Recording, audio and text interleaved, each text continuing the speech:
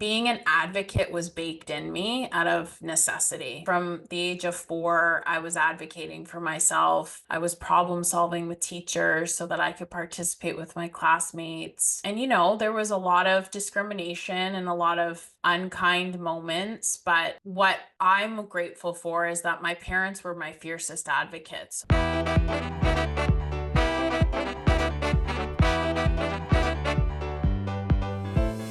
Welcome to the Mindful Method podcast, where we don't just fill your ears, we fill your mind with the tools to enhance your emotional and physical reality. I'm your host, Jordana Sade, here to guide you on this journey of the body-brain connection and help you take your power back to create the life you've always wanted. So grab a seat, because class is in session and our method is on the syllabus. Here at the Mindful Clinic, we're not just changing your mind, we're changing your life. One mindful moment at a time. Hey everyone, welcome back to the Mindful Method podcast. I'm so excited to introduce my lovely guest today. We have Lindsey Matza, and Lindsey is one of the most spiritually gifted people I have ever met in my life. I am very lucky to intimately know her and just see her gifts continually unfold. She's got an incredible story, and I just know that you guys are going to take a lot from this podcast. So welcome, Lindsey. Thanks, Jordana. I'm so excited and grateful to be here. Beautiful. So obviously I know a lot about you, but I'm sure my listeners want to know who you are and what really brought you to where you are right now. Yeah, so it's really a lot's really unfolded for me over the last 12 months or so. It's been a really insane year for me. So I've always been an intuitive person. I've always explored these gifts casually. And from a professional perspective, I'm a lawyer. But last October, I lost my father. And when I lost my father, that's really what the catalyst was for a lot of change for me. So when I lost him, I started to hear him. So my auditory abilities grew, they strengthened. And at the same time, it was earth shattering for me because my dad was my mentor for me in so many ways.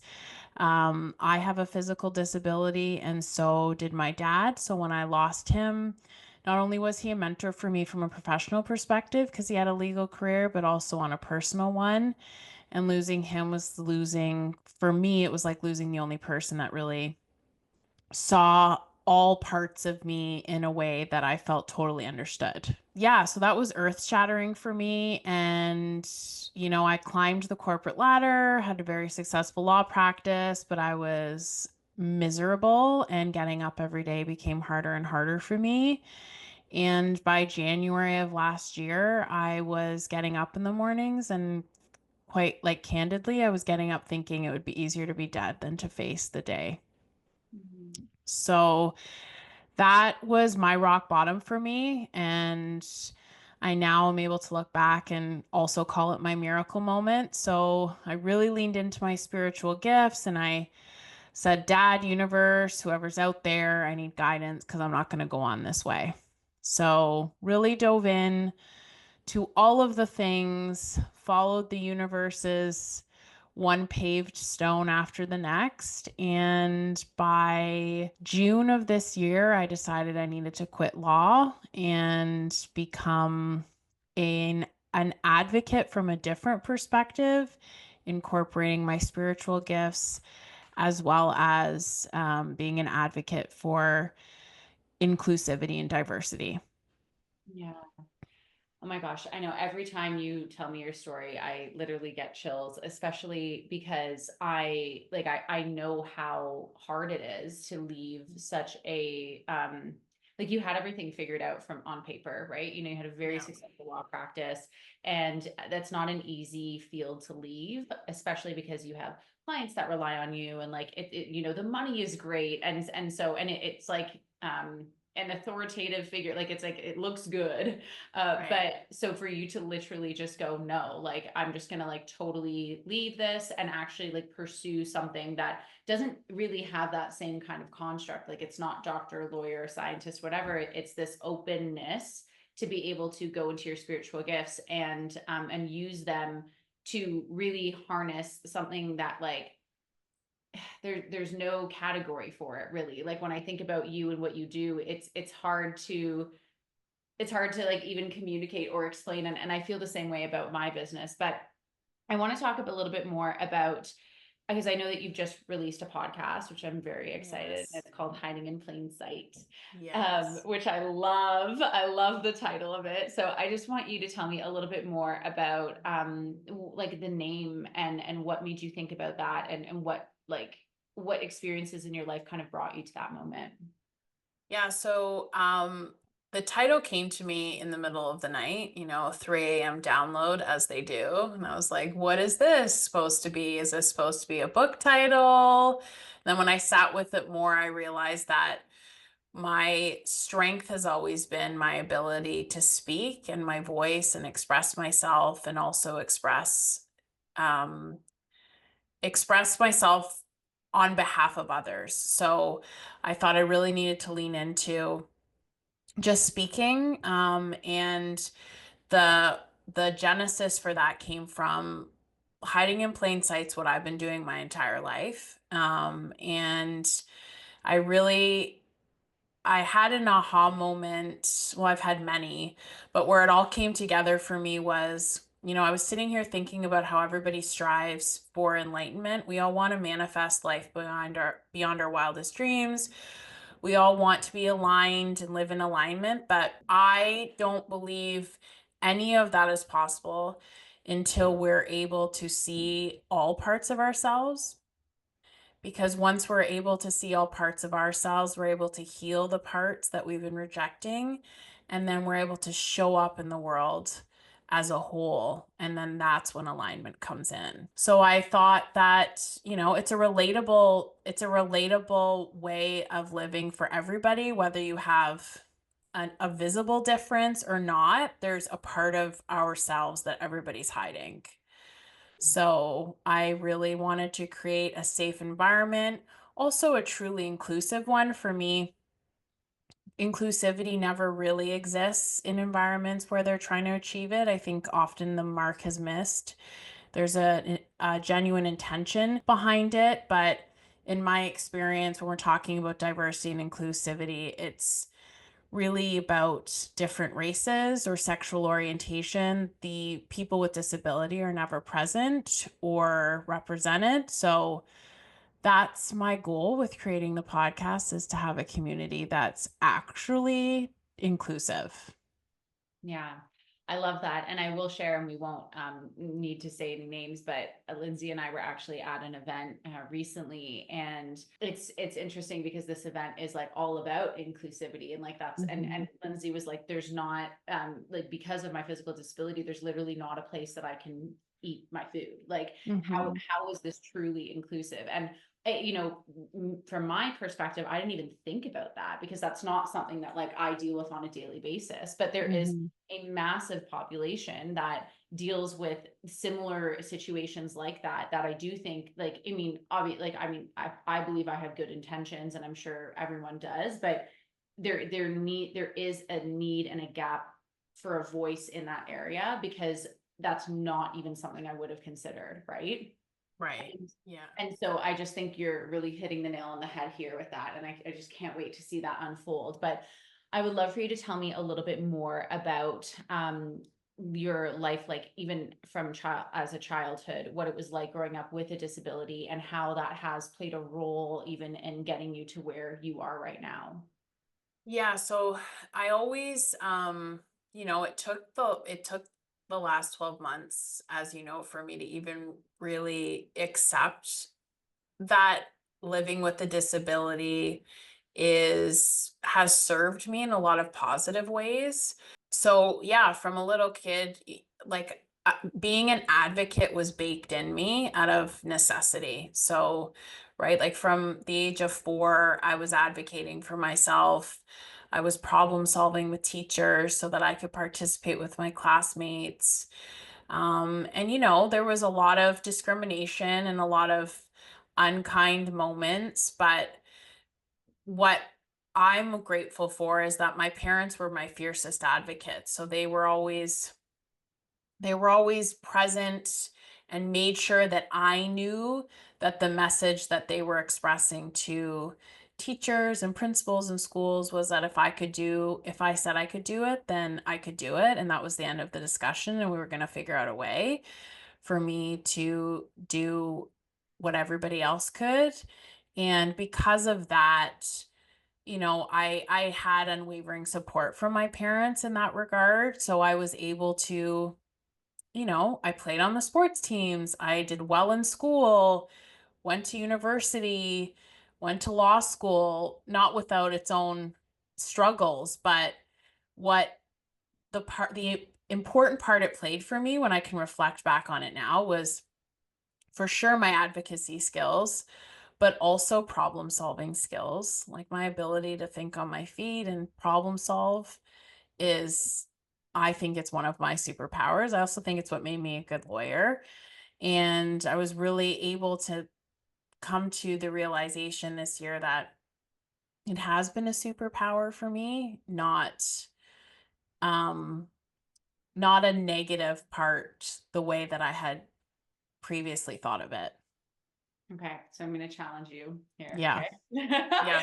Gonna get real. Yeah. Okay, so I mean, it's not really a challenge, but so in the picture that you've painted, and I agree with you, like your problem skills are amazing, and like I totally there. It's not everybody has parents that will advocate for them, so I believe that you were 1,000% blessed in that. And yet, it was just 12 months ago that you were able to like really accept this physical disability, and yet Mhm. you had to advocate for it your whole life, right? So like, Right. so where's the gap in that? How were you hiding if if you were advocating at the same time? It's like, obviously this is something that's in the forefront because it is physical, like it's visible. It's not something that like you can, but how were you specifically hiding and why? Yeah, so hiding, basically, I only addressed it out of necessity. So it was never a topic of conversation. It was only something that I spoke about because I had to. So, like for example, writing the LSAT, I needed an accommodation because it's all Scantron, like, the filling in the bubbles, and they declined my accommodation. So yeah, like it's actually crazy. I had to do a couple levels of challenging it. Like it's nuts because yeah. And because it's like this main center that does the LSAT out of the States. I can't even remember where it was, but like I actually had to get medical documentation. Like it's crazy when you think about where the world is now. So I only addressed it when I had to. But it was never like, it was a no zone topic of conversation for my friends, people closest to me. What does Uh, that mean? like like nobody would have ever said the words to me, address the fact that I had a disability. They just knew, like energetically, I was projecting this. This is a non topic. We're not going to speak about it because I just believed that if I didn't talk about it, if I didn't acknowledge it, then it didn't exist. And that's how I thought that I was keeping myself safe. Mhm. I think that's so powerful, Lindsay, because I think it's also very relatable. Like whether Mhm. it's a visible disability or like, obviously a lot of my network, it is visible that weight gain and all of that. But there Mhm. are a lot of things that I think that it's like we know they're there and we deal with it when we have to, but it's not something that we accept or like really like acknowledge as ours as being a part of us, right? And a good Mhm. part of us. And I saw you progress because I've known you for some time now through the acceptance around it, and then it's like, no, it's actually not even, we're just accepting it, it's now a superpower, and it's now actually like the reason why I am amazing.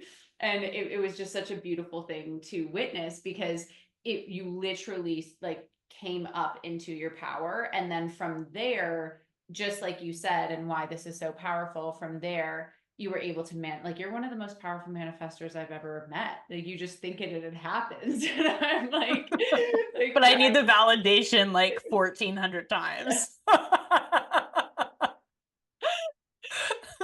Yeah, well, I mean, I get it. Like, I think Yeah. you're also a projector, so like we like constantly need that reflected back Hmm. to us. But okay, let's talk a little bit about manifestation and your journey through manifestation. And if you Hmm. have any like tips for my listeners and anything that they should know.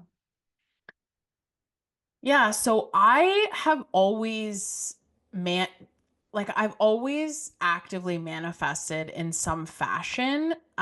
It's gotten easier as I've become more aligned because I think we overcomplicate it. And I also think like a lot of people who are self-proclaimed A-type personalities, like the business people, they you just like feel too exhausted to learn about meditating and manifesting, right? It's like, oh, how do I even start? And yeah, I think once you simplify it, and really incorporate it in your day to day, even just from like a small, like something that I do is every day in the shower is when I check in, right? That's how I started. It's like, okay, well, shower every day. That's 2 minutes to like set your intentions and really sit with yourself. And it's like a muscle, right? You know this, like the more you exercise it, the easier it becomes. So, yeah, like in terms of what I do, I for sure, the shower I use is like an intentional tool. I also clean my energy in it.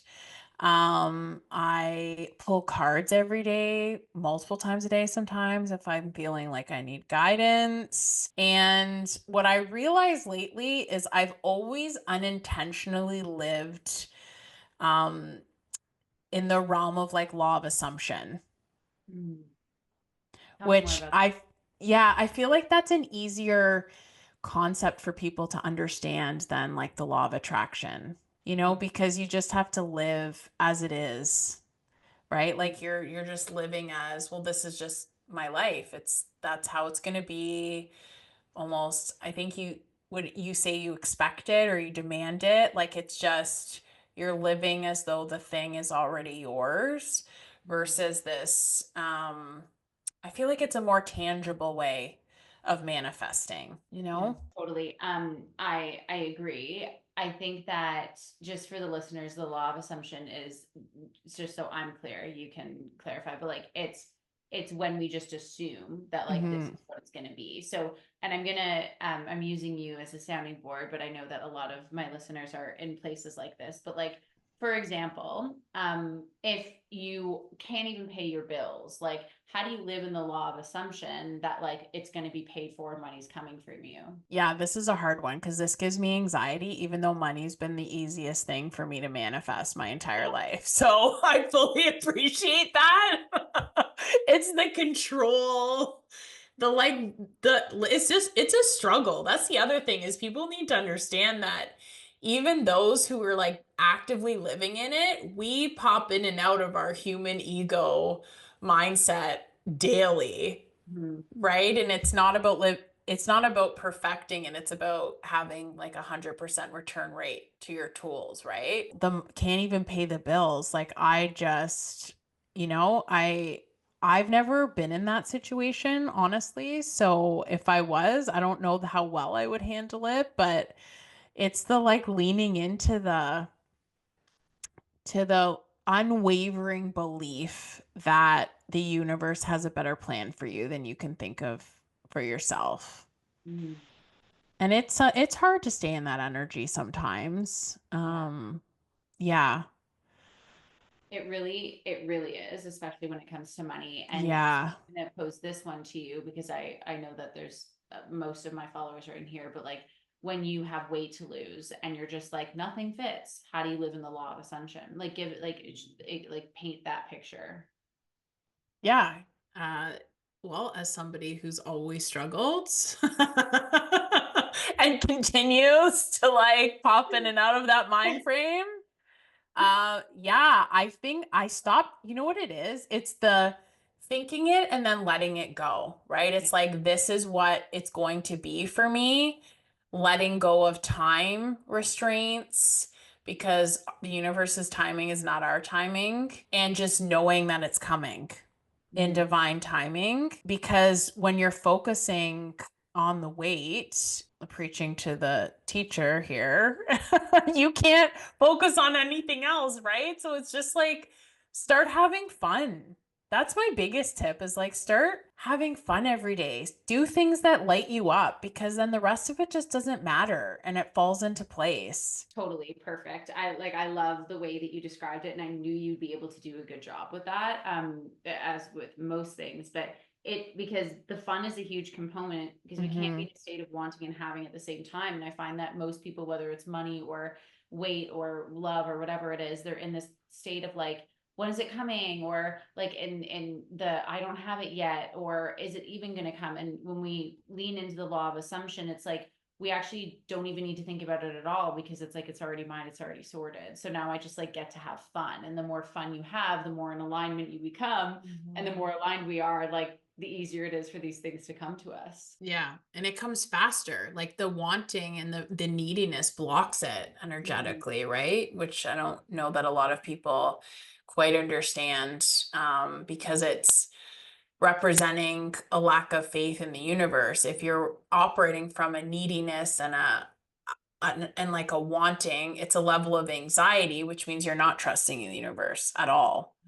And it's what's fascinating is when you try to manifest even smaller things, the minute you go into alignment, like stuff will start to flood in. Like the universe is not malicious, right? It's like I think it Gabby Bernstein uses the term driftwood. Like I'm going to give you signs along the way that you're on the right path to the thing that you're trying to manifest. And they just come in, I find, faster and faster the more you're in alignment. Okay. So let's dive into some of your spiritual gifts. And like, Mhm. I guess just I know I'm also an intuitive, but and it's so interesting because I hear, like I'll hear things, but for the longest time I didn't realize that like that was like a download or intuit. I I thought that know. because it's my own voice, like I was expecting someone else's voice or something, but like I hear it's my own voice, and every time I follow it, I'm always right.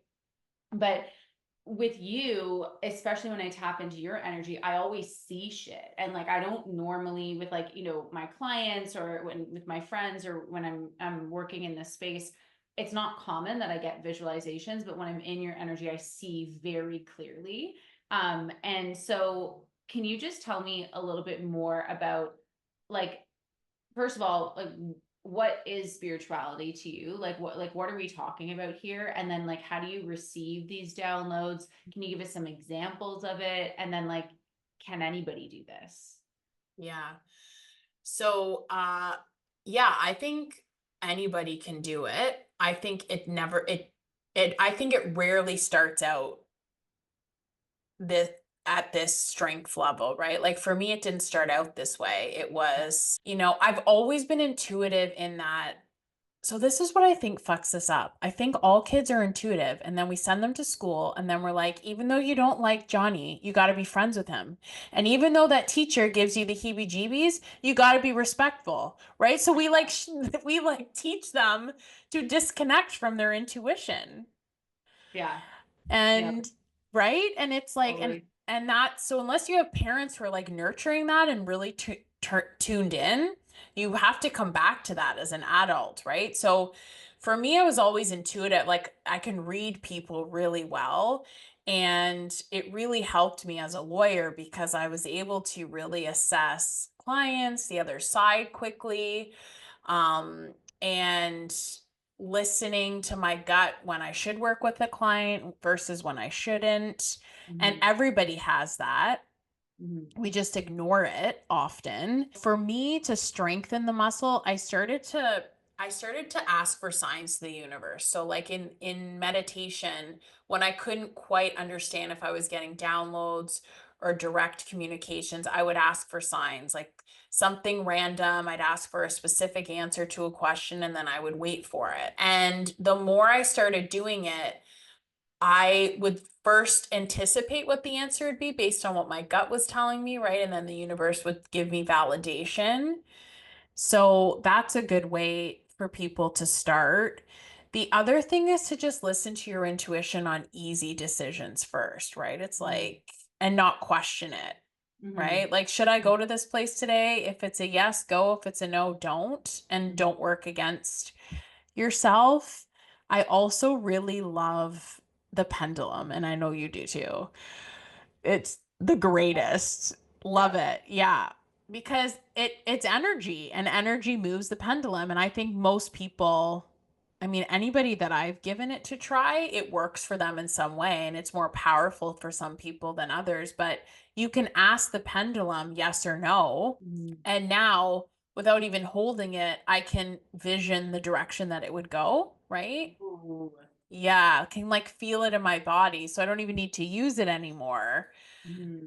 Um, and yeah, and the voices in your head, I mean, I don't know, as for a long time, you're right. It's like, oh, well, that's just my voice. But when you start, somebody once told me that you're being guided um, by your spirit guides, universe, whatever it is, if the advice that you're receiving is only to help you.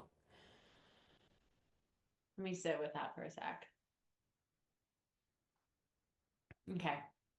Right? Like, so Yeah. it's not the like, because I have OCD tendencies. So it's not like the voice that's like, oh, you better go check that stove Yeah. 4 more times. Right. There's a Yeah. difference. Yeah. Right. Yeah. So it's Yeah. only helping you to advance wherever you're needing to go, and it's for your best interest. And that's a really helpful tip.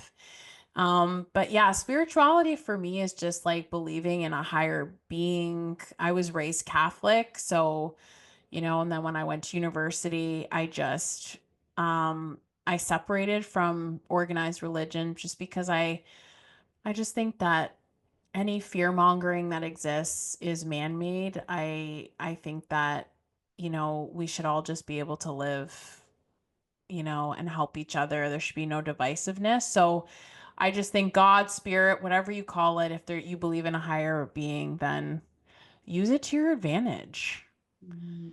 right? It's like a built-in support system. Yeah.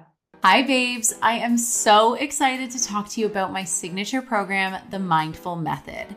This is the exact same method that I have been using with hundreds of successful clients to help you heal your relationship to food, to increase confidence, and to lose weight without dieting or killing yourself at the gym. If you're sick of not feeling like your best self, if you're sick of promising yourself that you'll start again on Monday, if you're sick of going on restrictive diets only to gain back the weight, I can tell you right now that if you gained it back, it did not work. You know what's healthy and what's not. You do. You just continue to choose the unhealthy option anyways. And a meal plan will not solve this issue. There is no amount of restriction or discipline or willpower that is going to stop you from self-sabotaging. The body follows the mind. Imagine a life where you don't have to think about what you can or can't eat. Imagine a life where you feel confident in all of your clothes, where every day and every way your body rebalances and you lose all of the weight so you find the truest, healthiest version of yourself. Imagine never having to start again on Monday. This is what happens when you focus on transforming the brain so weight loss is effortless. The body follows the mind, and it's time you actually get to the root cause of your issue. If you are ready to transform and find the truest, healthiest version of you without letting go of your favorite foods, I invite you to fill out the application in my bio. And if you're a good fit, we'll be in touch soon. Back to regular programming. I find that my journey was like, I mean, I didn't like intend to do this. And it's funny because when I started working with my mentor, she's very intuitive and she's also a doctor, and she ran into the same thing. Like and she said, one day, Jordana, you're just going to outright say like, gifted. Like and if you go by Instagram, it's like academia, da da da, but actually, like, the most powerful thing about me is this intuition, and it shows up so differently for everybody. But I think it's so easily missed because because of that conditioning that we get when we're kids, but also because it's not like a one size fits all approach. It's not like an angel comes down and talks to you and like tells you like you're gonna be, although that happens to you, Lindsey. So But not like consistently. This is the thing, is it's like it's kind of random how it shows up, right? mm, There's not like, yeah, an angel was in my room last week. That's never happened to me before. It hasn't happened since. And actually, this week, you know, when you're falling asleep and you're in that in between state, you're like almost asleep. That's when a lot of things come through if you yeah. read, right? Mhm. And my dad came to me in a very clear, like, it was my mom, brother, and I sitting together, and came walking towards us, and he was young, like he was probably 45, full head of hair, just waving at us with a big smile on his face, like the color of his shirt. And it was different than a dream. It just feels different. It was like it was so real that it like jolted me awake because my heart was racing. But that's never happened to me before. So it's really cool how I don't know what the secret is to that.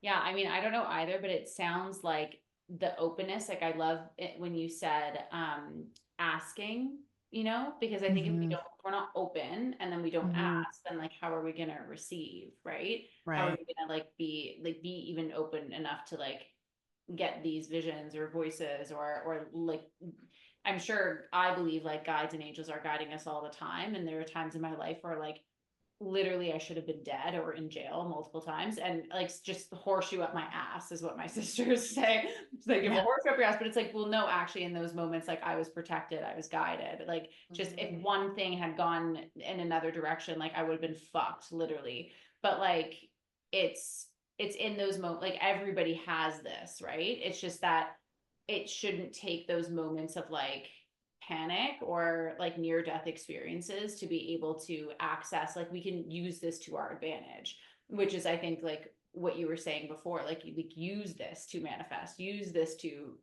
elevate.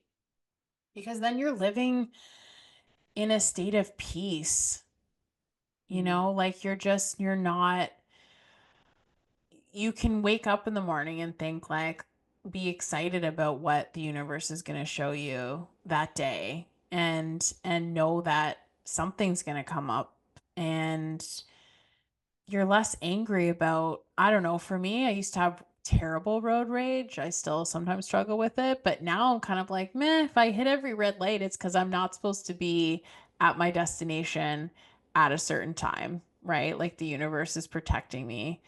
And when you're able to live from that perspective, I just think I don't know, like life just becomes fun. mm, yeah, and so much Yeah. easier. So much easier. Literally. Yeah. Okay, so I know that you you've left law, you're Hmm. starting a new practice, and a lot of this is related to the advocacy, but also like helping individuals be able to like tap into their own authenticity and be able to, Hmm. whether it's like manifest more or be have a more successful business or just find themselves. So Hmm. if you were, for everybody listening, I'm sure a lot of them, including myself, have big rejection wounds. Like there are parts of themselves that they don't like to see, and there are parts of themselves, they're not in alignment. How would you work with somebody to get them to like the place that they need to be? Yeah, so I think everybody is starting from a different perspective, and I think that that's the importance of one-on-one coaching, because you can tailor it depending on what the person needs. But the way I have my program set up is it's about, like, first, the only way you can move forward is by removing the self-limiting belief, right? And I think most of the time people don't even know what that is. I think we're walking around being like, I'm miserable and I kind of hate myself and I kind of hate other people, but I don't know what the root of that is. Mhm. So the first part of my program is really digging deep to figure out what that is, because we all have the answers. We're just so disconnected from ourselves. And a lot of it is inner child stuff and child wounds, and some of it's ancestral, right?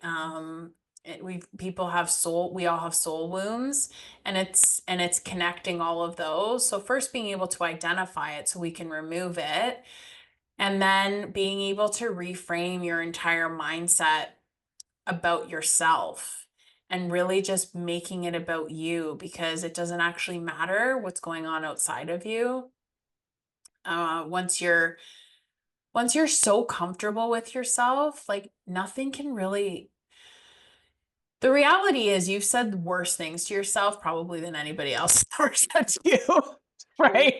So if Yep. you can just show up in a room and be like, I've already said to myself in the mirror that I'm ugly and I'm fat and I'm not lovable, then you can throw whatever the hell you want at me, because nothing Mm, can hurt me more than I'm hurting myself, right?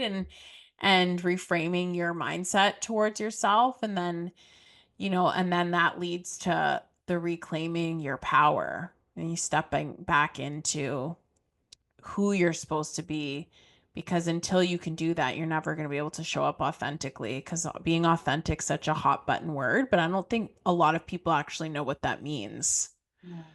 Right. And then that can lead them to whatever they want to do, whether it's a new career, whether it's being happier in their current one, happier in their relationships. It's it's only a benefit. Mhm. And is there a specific type of person that you work with? Like, is there like, is it always somebody with, physical disabilities or like, minorities in general, or do you work with anybody? No, so what's really funny is like I actually don't have anyone in my life with like in terms of my inner circle with disabilities, which is interesting. But it's also I want to work with everybody, because I think that my life experience is going to not only teach people without physical differences from a different lens, but Mm, it's also going to help people who have disabilities, because it's I'm showing up in the world in a way that often we're unable to. mm, So for me, it's like I want to work with everybody from a diversity and inclusivity perspective. Obviously, the advocacy there is about true inclusion and working with bigger companies. But from the coaching side, it's anybody who's just sick of their own shit and they want to learn to show up for themselves. yeah. Hmm. Because I'm sure there are people like, the way that you were describing how you felt in January, where it's just like, I honestly, like, death is easier than this. Like, just, and unfortunately, in my career, I meet a lot of people at that point. They're like, Jordan is the last stage ever. like we've done all the things, and like now we got to do something really unconventional. But there are people that, like, whether they live their whole lives like that, right? And they don't actually, and the belief is like life is short. Like, the truth is that it is so short and so precious. And so there's so much more that to us than, the 9 to 5 job that we work or whatever. And I know, because as I've stepped into my authenticity more and more and more and more, and it is this up and down thing. It's like, you have these breakthroughs and then you kind of fall, and you break through and you fall, or at least that's my experience. But as I continue on that path, I'm just like, oh my God, I can't even imagine living like not woke. And I hate using that word, but No. but you just, but the truth is, most of the people listening to this are in that situation where they're Mhm. just, it's like feel like shit syndrome. Like, they don't feel alive. They don't feel aligned. They're running this rat race of, like, paying the bills and going to work and feeding the kids. And they're never actually stepping into like aliveness, alignment. And once you're there, it's like, you can't go back. Then you got to drink the juice, and you have to, I think, take a chance on yourself. Yeah, totally. And what's interesting is a few weeks ago, I was at a law event, and they knew that I had changed, that I've done this um, career change. And I told that story about, they were like, oh, well, what? I mean, shockingly, a bunch of lawyers are like, why would you leave law? I'm like, looking around the room, assessing the mental state of everybody. And I was like, this is how I was waking up in January. Like, this is where I was at. There was no other option for me. I wasn't going to continue this way. And when I said that to them, they looked back at me and they were like, yeah, Lindsay, we get it. We feel that way too. And I was like, I was stunned because I thought I was being super vulnerable, like revealing this like deep, dark secret. And they're like, yeah, that's normal. And I was like, okay, well, I refuse to accept that. And can't we strive for more than that? Because success doesn't have to mean misery, Mm. right? Mhm. It's crazy. I also think in a lot of corporate worlds, it's being a martyr in your profession is praised, Mhm. Yeah. which is leading a lot of people down a really dark path. Yeah. And no one's coming to save you, as you would say. Nope. No one. Literally no one. No one. But yeah, that's the sad part. And I just yeah, wow, I think about all of the people in my life because the hardest thing, Lindsay, and for you, I think one of the biggest catalysts was your dad dying, right? So then I think that we have these false senses of security where whether it's a parent or a partner or whatever, like it's almost like this person's like keeping me safe and like it makes sense for me to be and do whatever I'm doing, whether it makes me happy or not, because like this person's like there by me. But so for you, once your dad passed, like you were like really alone. And then you had to be like, is this even really what I want? But for a lot of people, like they're unable to leave that rat race because they don't see a way out or they're too afraid to take that step. And I mean, for everybody listening, like how would you approach that? Like what would you say to them? Well, for starters, I would say like I was also afraid. Like the people who are doing the things that you wish you could do didn't do those things with ease, Yeah. right? So it's hard for all of us, but you literally have two options, right? You can change or you can stay where you are. So of course it's going to be scary, but I think taking that step feels insurmountable because we're so afraid of failure, right? It's like I can't make this move because what if I fail? So if you fail, what's your worst case scenario? You're in the same place that you were before you took the step, Mhm. right? So I think you need to also I think it's so important to gather a team of people that can support you on that journey, right? And often that team is not going to be in your immediate family. It probably isn't Shouldn't even, be. no, Yes. no, and it's probably not even going to be your partner or your No, spouse. no.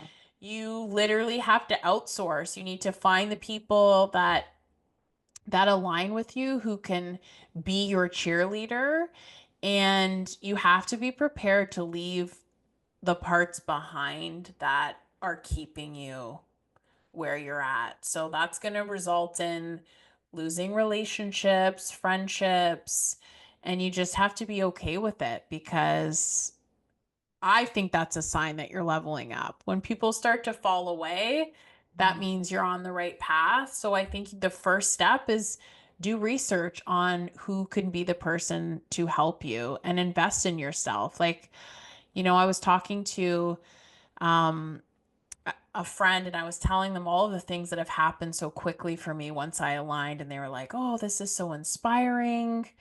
You know, I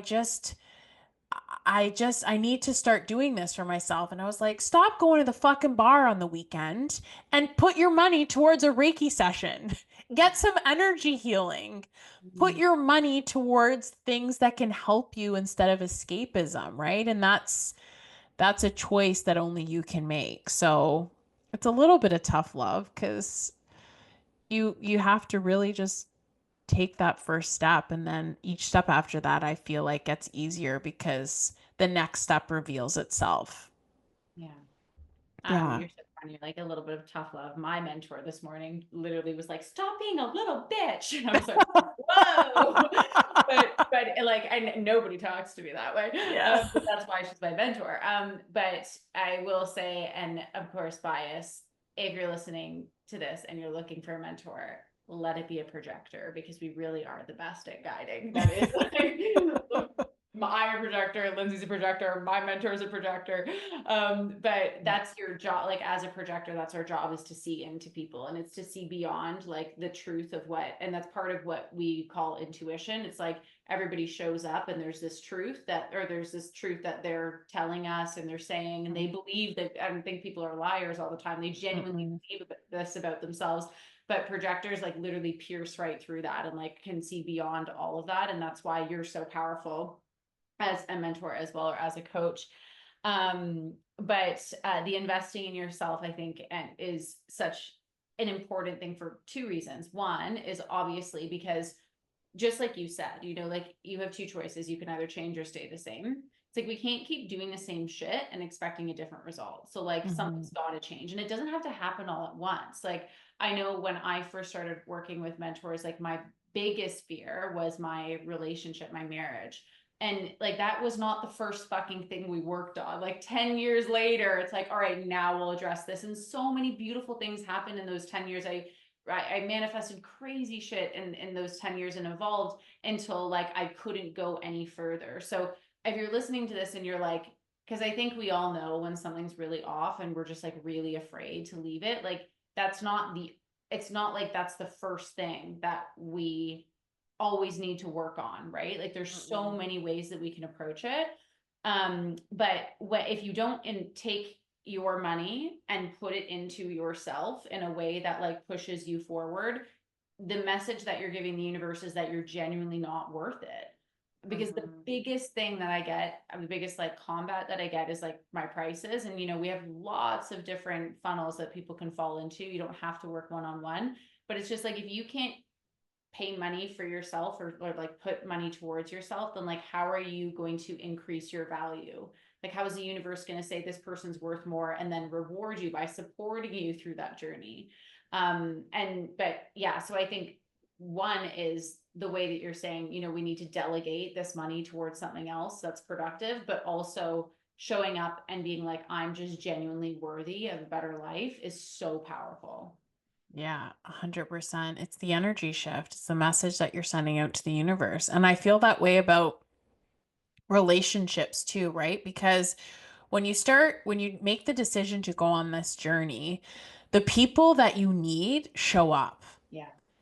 The universe is like, here's the next person that's going to help you. And then the people that are holding you back, they fall away. And it doesn't have to be a big event, and there doesn't have to be like this huge fallout, but sometimes it's just not an energetic match anymore. And the right people just come into your life. But you also have to recognize the opportunities as they present themselves to you. Right? Yeah. Yeah. And that's when you can ask the universe for a sign, because it'll show up like a brick to the head. Yeah. Ain't that the truth? Yeah. Okay, Lindsay. Let us know where we can find you. And then also if somebody wanted to book a consultation with you, like tell me all about your offerings and where my audience can find them. Yeah. So first go to my website, lindsaymaza.com. You can book a discovery call with me. So you can fill in the contact page, and then I'll get in touch to do a free discovery call in terms of, and that's for all of the things that I offer, in particular the coaching, because I like to be able to interact with people and see what they really need. Also the consulting services for inclusivity and diversity. It's also on my page, different packages available. And then anytime, I mean, I love speaking. Keynote speaking is my passion. So I'm available for that as well. And all my socials are on my website, but my Instagram is Lindsey D Maza. And yeah, and I just haven't officially launched my podcast yet, but will be next week. And yeah, that's on all of the places that you can find podcasts. So excited. Me We too. will link up everything for you guys listening. But I just wanted to say thank you so much for coming on the Mindful Method podcast. I love your story. I'm so excited to see how you continue and grow. If you like this episode, don't forget to like and subscribe and follow Lindsey, and we'll see you back on another episode of the Mindful Method podcast. Bye. Bye.